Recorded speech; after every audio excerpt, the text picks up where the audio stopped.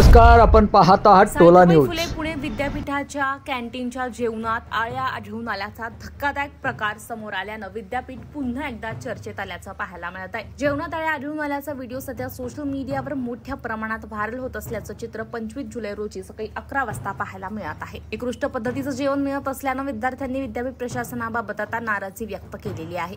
काही दिवसांपूर्वीच विद्यापीठाच्या वसतिगृहात उंदरांचा आणि ढेकणांचा सुळसुळाट असल्याचं समोर आलं होतं।